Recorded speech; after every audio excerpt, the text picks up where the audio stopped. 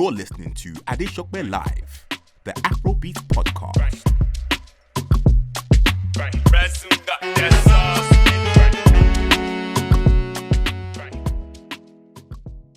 Welcome, ladies and gentlemen, boys and girls, to another edition of Adesope Live, of course, the official Afrobeats Podcast, sponsored by World Remit, supported by Afroscene TV, and of course, shot here, right here in the UK at Afromedia Studios. And as always, we've got big news coming over the last 7 days. The headlines are very simple. Black Tuesday in Nigeria, as Nigerian army opened fire on peaceful protesters. Thousands show up for EndSars Protest in London. Beyonce, of course, responds to the calling out by Nigerian Afrobeat superstar Tiwa Savage, and Beyonce's mother responds as well as more influential and international celebrities speaking out on behalf of Nigerian youth against police brutality, and lots more. If you're just joining us here on Afrobeats Podcast, Adesope Live, this is where we break down some of the headlines that have taken place in the last 7 days, and I share my opinions with you guys, of course, members of my family and clan. Make sure you support by just subscribing on any platform that you get this podcast on. That is YouTube, Apple, Spotify, Soundcloud, whatever. Share with the family as well. Let them come in and join us and understand some of these headlines. So I'm going straight into it this week, and starting in Nigeria, where the world watched in horror through popular DJ Switch as she streamed the Lekki Tollgate massacre live via her Instagram. If you've been under a rock, it's very simple. Popular DJ Switch in Nigeria was on ground at the Lekki Tollgate, where the protesters, the peaceful protesters, were standing and, of course, demanding end to brutality, end to SARS. And they were there when the military were dispersed. Now, before this, the governor of Lagos State had announced that the Lagos State was going into a curfew that was going to kick in at 4 p.m. This was announced around 12 or 11 a.m. in the morning, leaving protesters as well as other citizens in the state just about 4 or 5 hours to get off the streets and go home. Unfortunately, those at the gates, some of who chose to stay there and others who could just not go anywhere, remained there peacefully protesting. That, I might add. Unfortunately, the military were deployed to go there and deal with the protesters, and what went on that we all witnessed on DJ Switch's Instagram Live was shocking, not only to her, to everybody watching around the world. At a point, the viewership on her Instagram Live went up to 130,000 people live, with people like Diddy, Shade Borough, Shade Room, Baller Alert, name any celebrity in the world, they were on that Instagram Live, watching the heroics of this young woman live around the world. She continuously streamed via her phone, showed us, people, peaceful protesters that had been shot, who had gunshot wounds to the neck, to the back, to the thigh, to the legs. They streamed and showed people that had lost their lives, and gunfire continued into the crowd by the Nigerian army. That Instagram live stream went on for probably about 30, 41 hours or something like that before I think her battery ran out and everybody was in panic. So instantly, social media kept on crying. A lot more noise was out there. And the shocking thing was, after DJ Switch's Instagram Live got shut off, a lot of people felt perhaps the shooting and the killing had stopped. But what did we know? We woke up the following morning, which was a Wednesday morning, and found out that she went on Instagram Live again with popular blogger and producer Sam Clef. And as she was talking about what was happening at the Lekki Tollgate, gunshots rang out once again.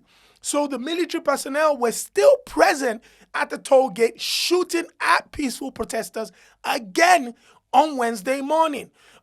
Since then, the outrage has not only gone on in Nigeria, the criticism has gone on around the world, with London also having a demonstration peaceful demonstration in front of the Prime Minister's office, in front of the Parliament building, as well as the Nigerian High Commission, where passionate protesters stepped out to really speak up against police brutality, particularly the Lekki massacre, which is now being called the Lekki massacre in Lagos, where peaceful protesters were being shot directly at. Yes, the state government and the federal government has come out to say, unfortunately, as some peaceful demonstrators were on the island of Lekki protesting, other people had hijacked parts of the protest and started to loot and rob and abuse and attack some police officers as well as military officers in the same state. Hence why the governor declared a curfew. However, looking at the events that led up to the military rolling up at the Lekki toll gate before opening fire on the peaceful protesters, a couple of hours before, some pictures surfaced online where it looked like operatives had gone, government officials or private company officials running the toll gate had gone to that toll gate, removed cameras, and then once it got dark, they turned off the lights. And you have to think, this is not the first time that the protesters had been at that gate. They've been at that toll gate for the last 10 to 12 days. And that night was the first time that operatives took away the cameras, surveillance cameras, as well as switched off the lights. And it smelled and reeked of conspiracy. So obviously, people around the world went hard, questioning the government, asking questions. First of all, who ordered for the cameras to be taken down? Who ordered for the lights to be switched off? And most importantly, who gave the kill order for members of the armed forces to shoot directly into the peaceful protesters? As at press time recording this podcast, 12 people have been confirmed dead by the Amnesty International. And as I listened to a video that DJ Sweet put up earlier on where she said lots more were dead, but unfortunately they can't confirm those because they made the errors. Listen to me say they made the errors. Like they felt like they made an error by taking the dead bodies to the feet of the military officials to say, look at what you've done. And what they realized was that the military personnel took those dead bodies into their vehicles and drove away with them. So in the morning, there was almost no dead body on ground apart from empty bullet shells. So right now, on social media, the likes of former Secretary of State Hillary Clinton tweeted at the president of Nigeria. The likes of Beyonce came out also demanding the end to the brutality, and a lot more celebrities around the world and influential people, government officials in the UK, reaching out and questioning the Nigerian government as well as the state government of Lagos State, how we got to be that peaceful protesters with nothing but a flag in arm, singing the national anthem, were shot at. I'm a proud Nigerian. I've witnessed a lot of terrible things in the last couple of decades coming from Nigeria, but this is arguably one of the most horrific scenes that I've ever seen or heard of in the history of Nigeria. And it broke not only my heart, but millions of people around the world, energizing people to hit the streets from London to Toronto to LA to Atlanta, New York to Berlin, demanding justice for those that had lost their lives, as well as asking the questions, who gave the kill order? The investigations have started. The investigations continue. There has been a little bit of conspiracy. The Nigerian president came out, as well as the state governor of Lagos State, saying that nobody died. But obviously, contrary to what they say, there were video evidence through DJ Switch's Instagram Live of young men and women with gunshot wounds, fatal gunshot wounds to their necks and their bodies. So the investigation has started. There's been a petition raised here in the UK with over 300,000 signatures demanding justice and asking the Nigerian presidency to be questioned and looked into how this descended into this horrific scene. It's been a traumatic week. I will be honest with you. I don't even know how I'm doing this today, but It's a job, we've got to do it, and we have to share our thoughts with the world as well as present the news the way we see it to everybody else. And you go and do your investigation. The last 7 days, particularly Tuesday, now dubbed Black Tuesday in Nigerian history, will go down as a day when military personnel in Nigeria open fire on young men and women who are peaceful protesters, flag in hand, singing the national anthem. Again, I mentioned thousands showing up in London, including Nigerian Afrobeat singer Burna Boy, who showed up for the first time at the London peaceful protest, speaking to thousands of protesters, talking about the injustices going on, demanding protests to keep going on, but making sure that it's peaceful and that the young men and women should fight for their rights as well as demand justice. It was great to see Burna Boy. Obviously, he had been criticized in the past, wrongfully, in my opinion, that he hadn't showed up at the protest before. I believe that as a musician, Burna Boy has done and continues to do his part by singing and speaking about what his eyes see on ground in Nigeria. The injustices, the oppression, historical facts that have been wrong, and all of that information that he has wiggled into his music over the last decade.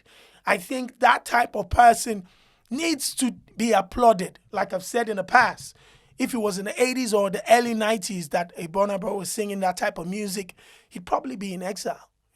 So demanding that they show up at protests might be a little bit too much, but yes, he did show up and he spoke to the people, and the fans were excited to see that as well. We're rolling on from that to Beyonce finally responding to the Tiwa Savage viral video, calling her out to show support for the young Nigerians. If you remember, about a week ago as well, during this EndSars movement, Tiwa Savage was on Instagram Live, distraught, basically in tears, asking for the international community to lend their voice to end brutality, police brutality in Nigeria. And she said something that I had connected with at the time, that the international community, particularly news outlets, were not giving this as much attention that you would have expected. The likes of the CNNs and the BBCs of this world, whose hits in Africa, particularly Nigeria, supersede a lot of other places around the world. And for them to have just looked, above it, or just giving it just a couple of minutes time, it wasn't enough. But Tiwa Savage, she made the video, she spoke out, and she particularly called on Beyonce to please use her platform to speak. Now that video went viral.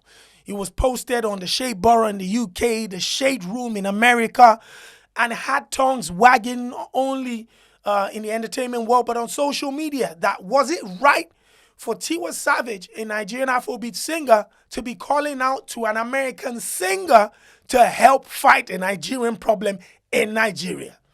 This is my thought.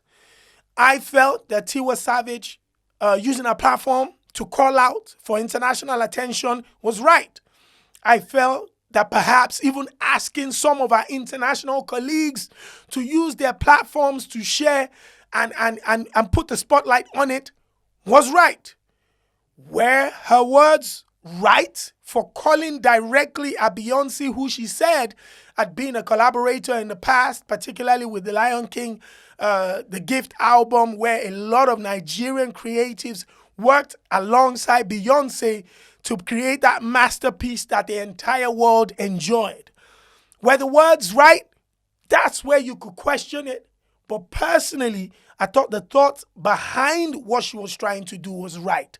She wanted to call on to her colleagues around the world, one who had the biggest platform, to please say something on the injustice that was happening to her fans in Nigeria.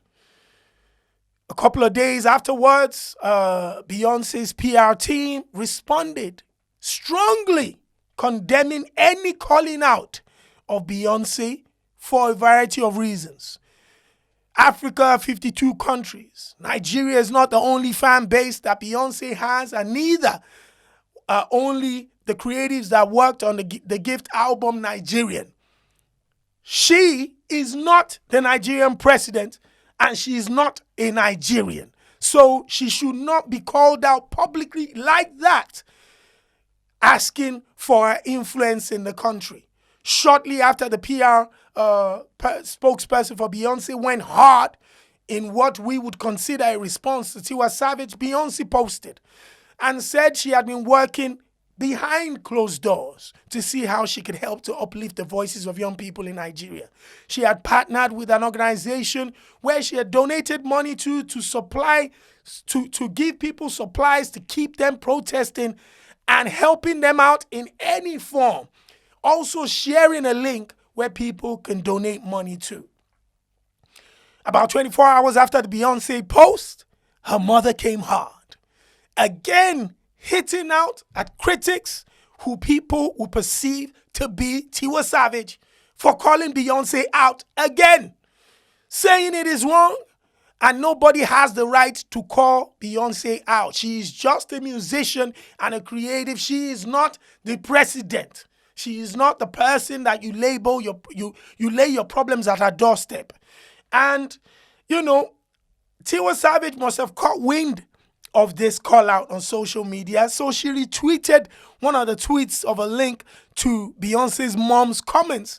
And she just put, all of us get my mouth. I'm basically saying, listen, I've got a mother too who can speak out on behalf of myself. So don't threaten me. But, personally, I think, yes, I understand how sensitive the Beyonce cat might feel, especially because she was called out during the Black Lives Matter when she put out a video that had filters on it. People weren't too happy about that, especially at a time when people were losing their lives at the hands of criminal police forces in America. They felt it needed something more authentic. And apart from that, they felt the wait was too long for Beyonce to speak out. It's always going to be a question of whether, these people have any concern in other parts of the world that they would be really, really into what's going on.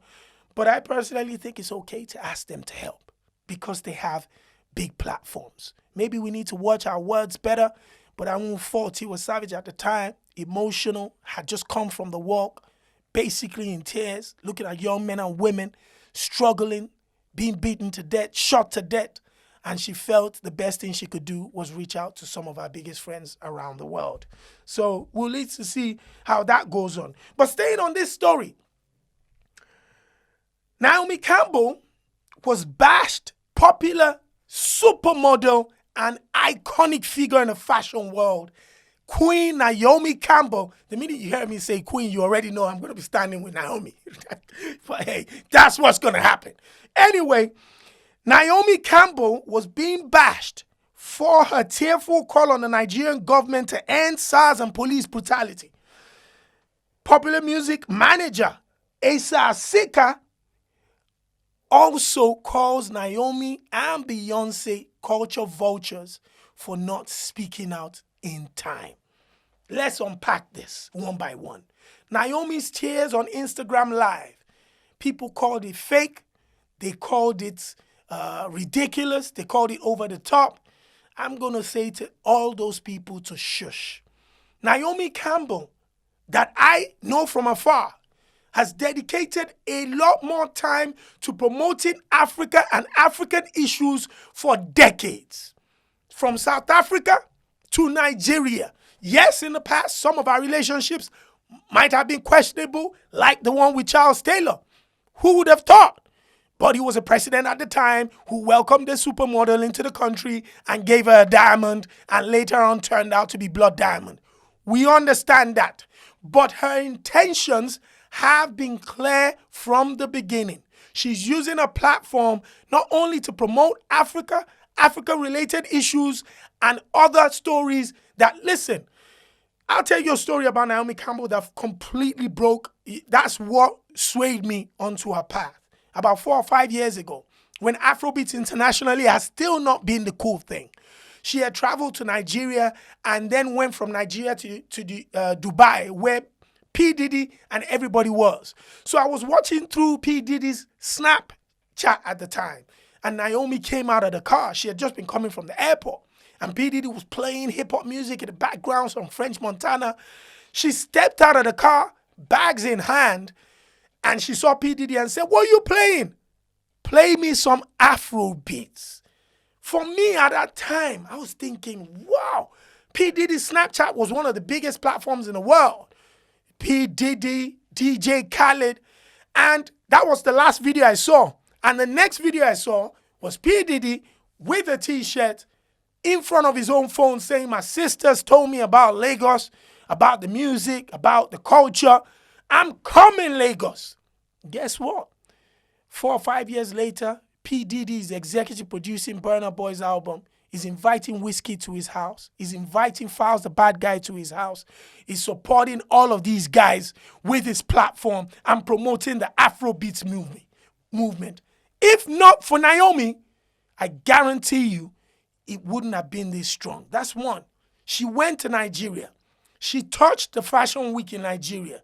She's promoted fashion creatives out of Nigeria like no other international brand has. Adesope Live, the Afrobeats podcast, sponsored by World Remit. So for EndSars Sika, who I believe is an intelligent young man, who is successful, is part of the Davido camp, has a brilliant company, as a young CEO, has done very well. On this one, with Naomi Campbell, you got it wrong. You got it absolutely wrong, my brother. Culture vulture, for somebody that has stepped into the firing line to promote the culture in Ghana at Afro Nation. She was on stage at every single headline act, every single night. That's not the first. She introduced Wizkid on stage at the O2 Arena when Wizkid headlined the O2 Arena, bringing her star power to the table. You have to understand, yes, there are some culture vultures, but we have to work this clearly. And when we're speaking about black people as well, I don't care if they're from Jamaica, if they're from the UK, if they're from the United States or America, Barbados, Trinidad and Tobago, they have every single right to lay a claim to Africa. Let's get it right.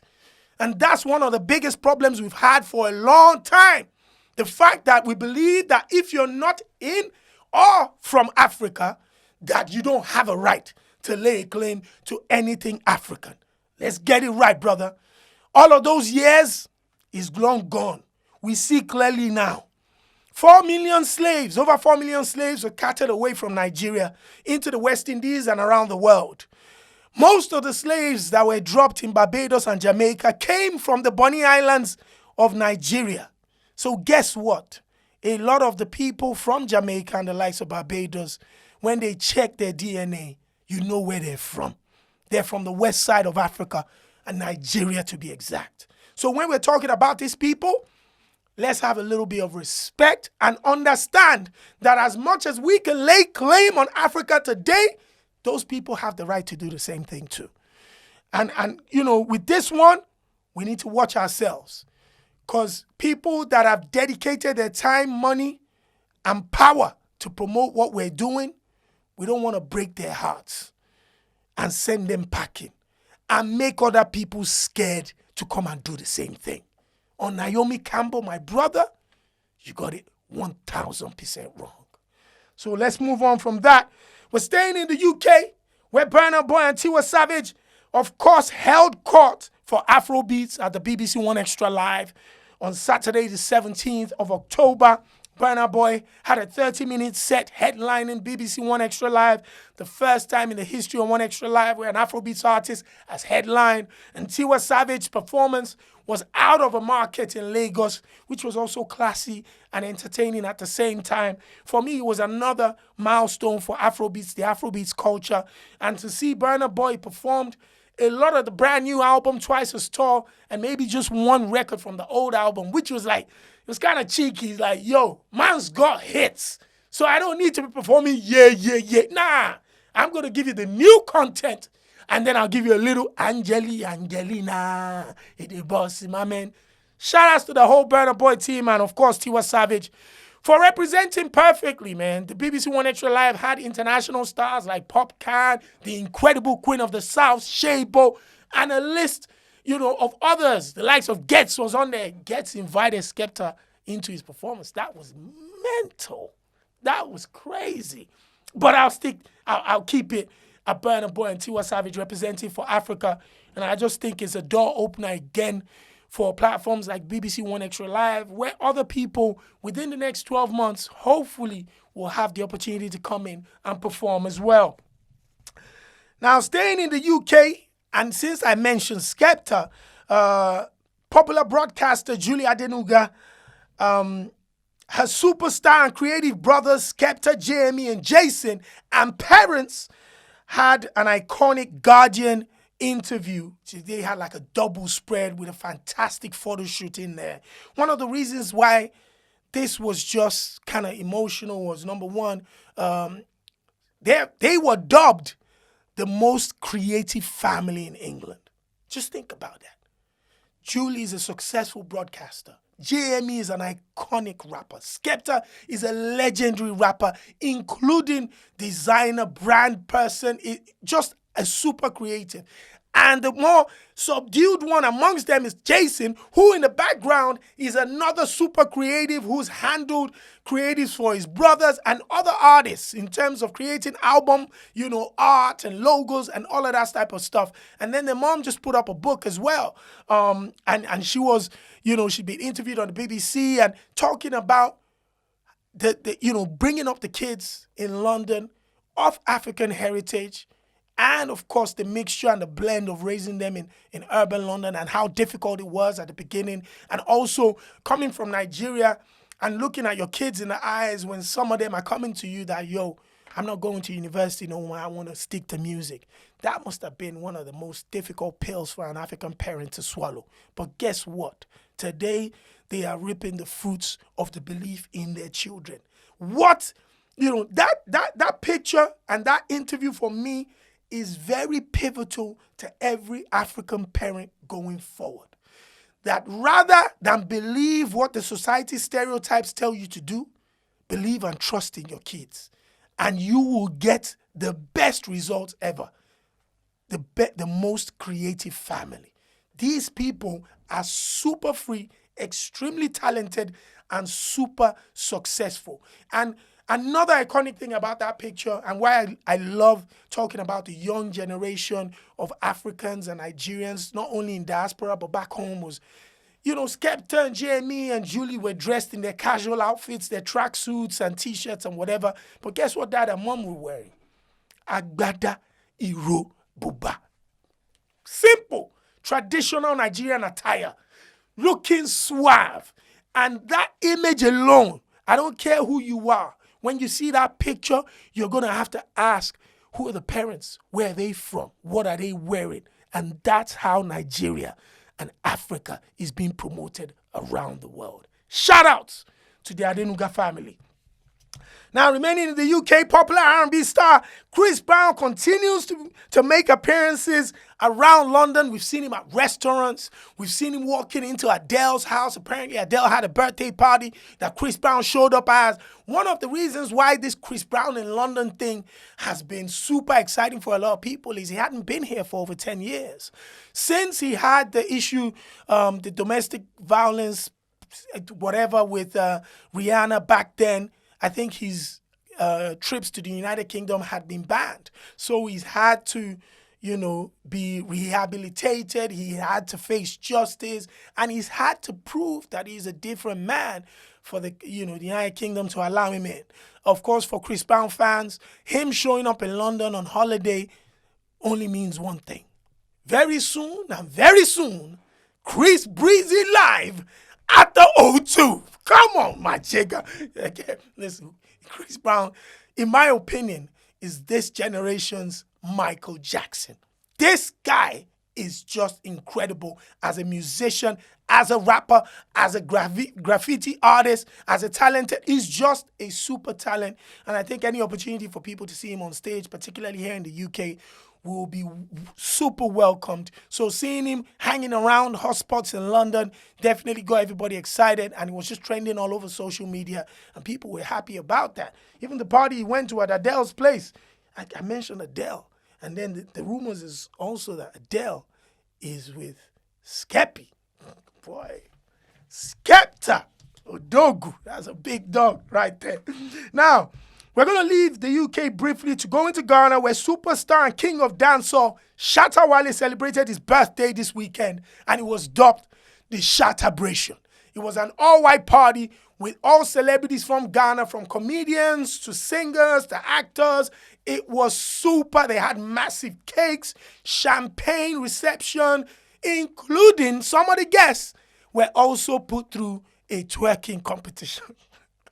Listen, man, if you're going to a Shatta Wale party, you've got to expect the unexpected. And I'm talking some of the celebrities had to go on the dance floor and shake their little behinds. You know, I was like, what? Shatta, these are guests. But hey, it's a Shattabration. It's different. Shatta Wale right now is one of the most successful singers from Africa.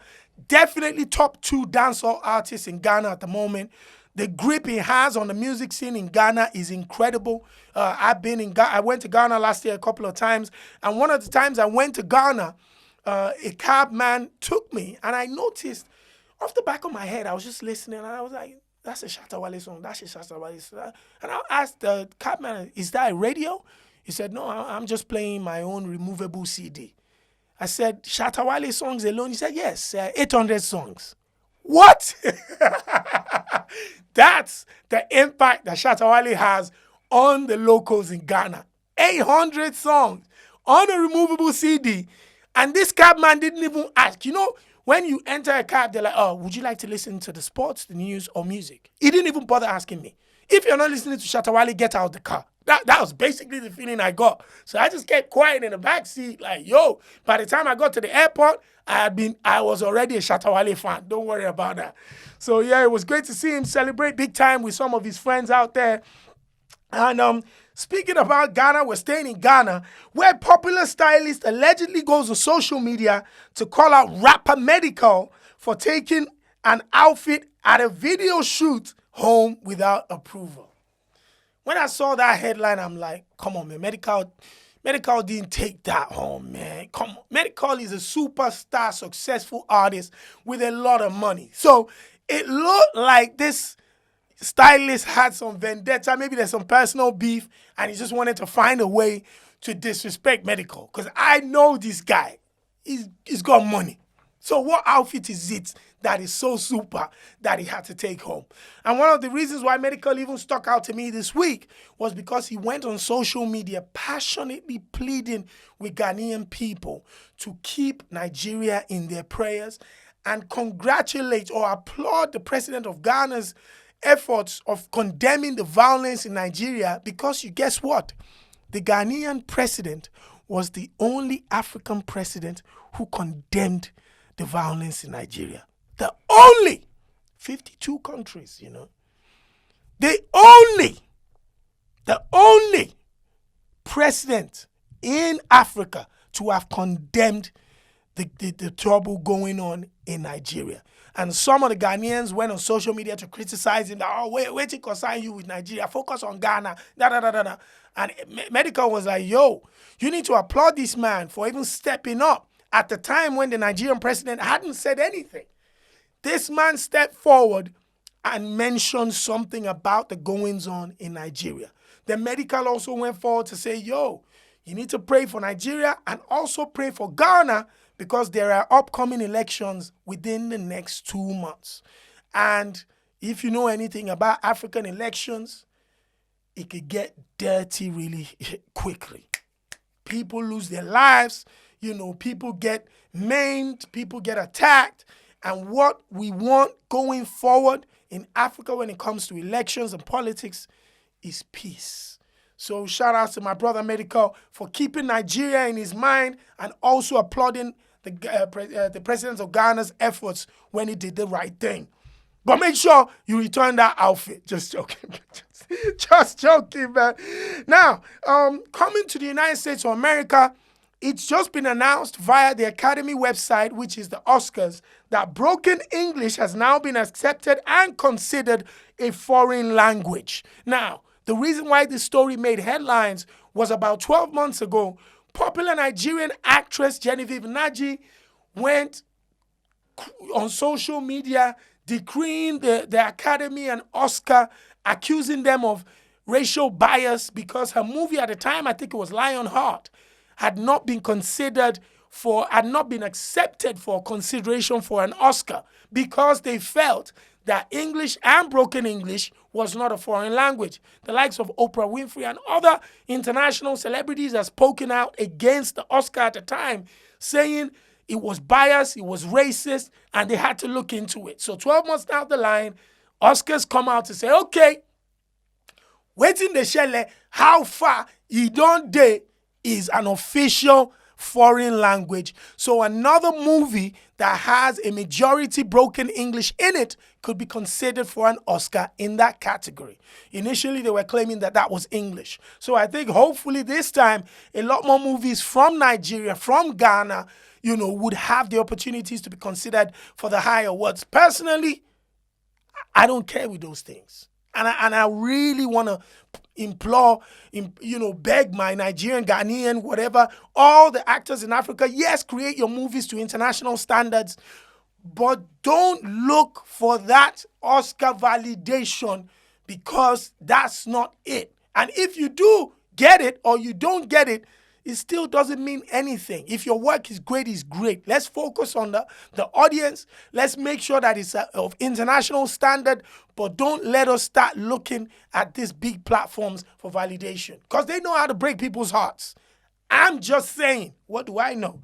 I'm Adesope anyway in the Afromedia studios and just saying I'm giving you my 2 cents.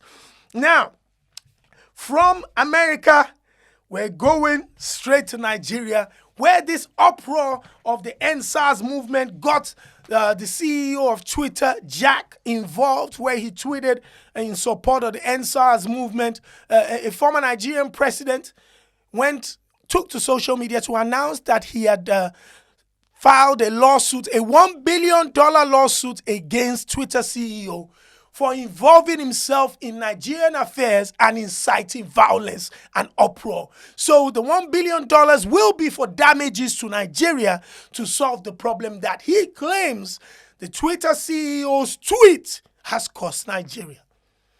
Just think about it for a minute and smile to yourself. That was a former presidential aspirant for Nigeria who took the time to go to court, file documents, make payments to charge Jack, saying that his tweet was responsible for inciting violence and uproar in Nigeria. Think about it. Is this 2020? Imagine if that type of person had become president of Nigeria. Just imagine. Twitter would probably have been shut down by now. And he would have had good reason to do that, basically saying that, the CEO stuck his nose too far in Nigerian business. Just think about that, people. Whilst you enjoy this podcast. Some of the things that people do nowadays is not only ridiculous, but it's also shameful. And this is one of them. Now, over to Kenya, where star singer Victoria Kimani made a controversial statement in support of ending sexism and tweeted. She said that, African men don't know how to treat women. African men, that women are not their sex toys and neither are they their punching bags, which I agree, and said that it is in African men to mistreat an African woman. And she wants to use that statement to end sexism. Now, I agree that sexism in Africa needs to end now. I agree that men in Africa have been brought up, a lot of men, to disrespect women and to think that domestic abuse and sexual assault is okay. And he has to change. I agree that education starts very early. We're talking as soon as your boy can walk and talk, you tell him to respect women and to treat and to understand consent, as far as I'm concerned. But to say African men don't have it in themselves to respect women, I think that's a little bit too far. To say African men, are so irresponsible that they don't understand how to treat women or whatever, I think that's ridiculous. And I also want African women to take some sense of responsibility. These are the men that you raised. As well, a young man doesn't just pop out of nowhere disrespecting women and being stupid or whatever. He also has in his family, if not a mother, a sister, a cousin, an auntie, who should take the responsibility of teaching that young man that I dare you to lay a finger on a woman. And if you do that, you will go to jail for it. It starts in the home.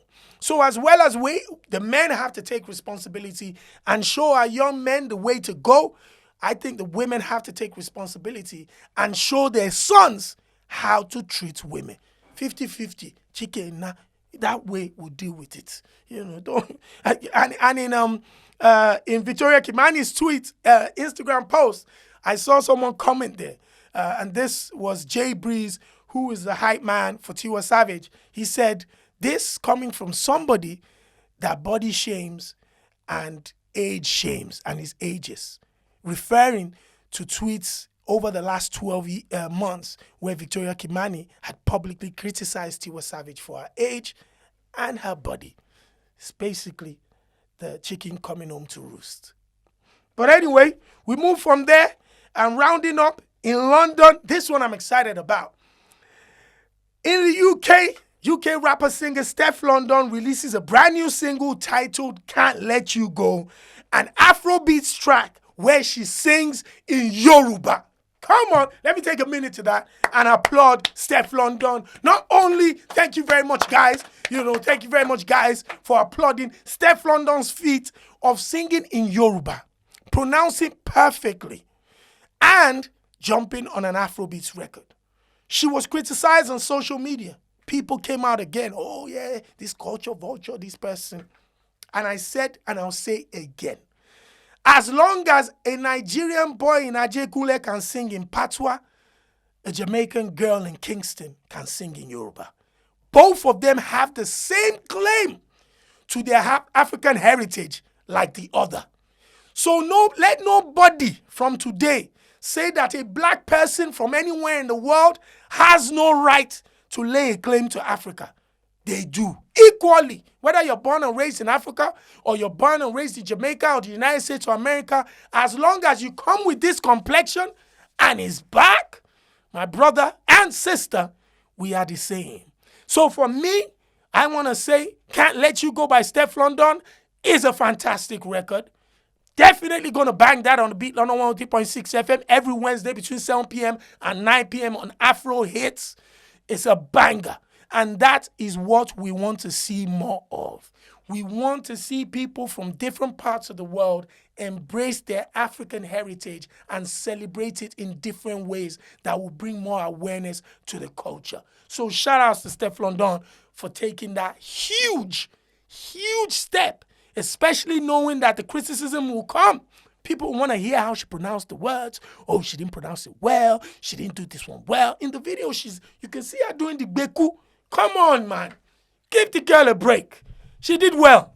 Very well.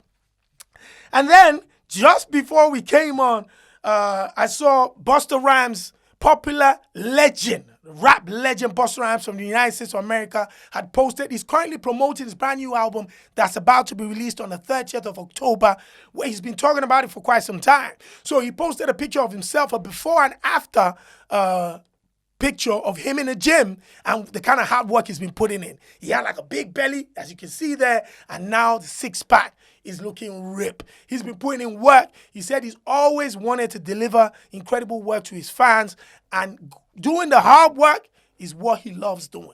And another reason he hit the news this week was he was trying to find a versus partner where he could play some of his hits alongside that person, and he made a suggestion that he could do it with T.I.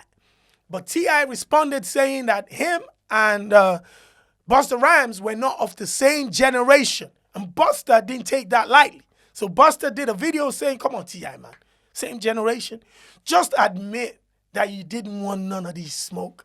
You don't have as many hits to go back to back on a versus battle with the legendary, iconic Busta Rhymes. And I've got to agree.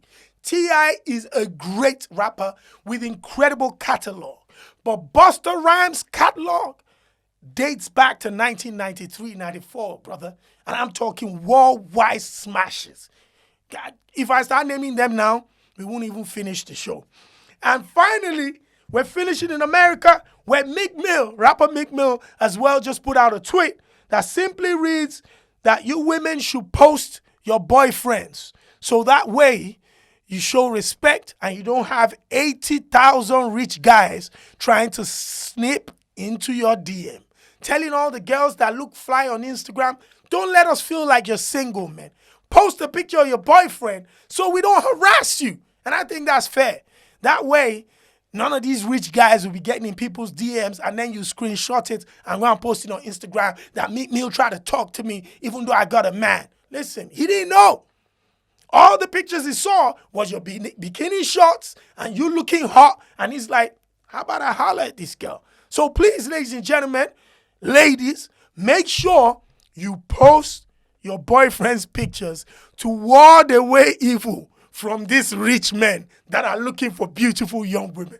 On that note, I end up this week's edition of the Afrobeats Podcast, Adesope live here from the Afri Media Studios in London, once again supported and sponsored by World Remit and Afro Scene TV and Afro Wave. Shout out to everybody supporting us. It's very simple. Make sure you subscribe across all platforms. If you subscribe and you support, we'll keep doing this one. Until next time, it's peace, and I'm out. Listening to Adesope Live, the Afrobeats Podcast. Right, got that sauce.